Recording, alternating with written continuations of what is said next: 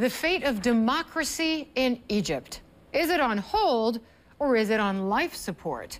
For answers, I turn to Egypt's ambassador to the United States, Mohamed Tawfik, who joined me from Washington.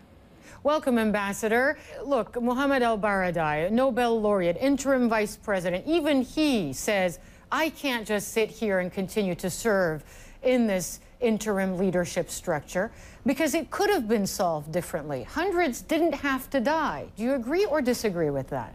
I disagree with that. Dr. Baradei is entitled to his personal point of view.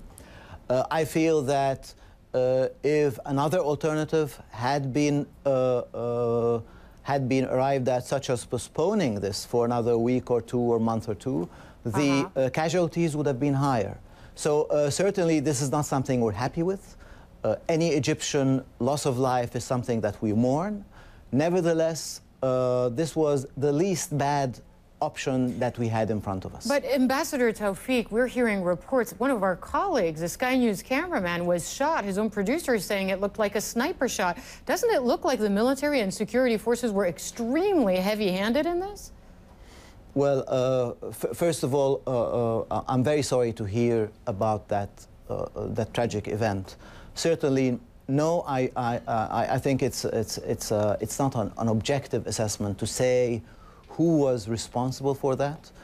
We certainly need some time to gather evidence and to reach a conclusion what exactly happened, who shot the shots. We know that some of Dr. Morsi's supporters were heavily armed. We know that there was exchanges of gunfire. We know that many on the police side were killed.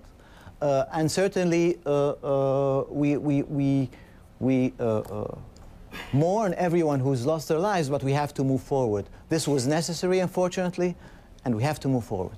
How do you move forward when, in the end, like them or not, this party, the Freedom and Justice Party, those Islamists, those political Islam-based parties, do have some level of legitimacy and popularity in Egypt? When their leaders are jailed, when their presidents are deposed, how can you then, after that, come out and say, but we want an inclusive political process going forward? Doesn't it ring untrue after all this?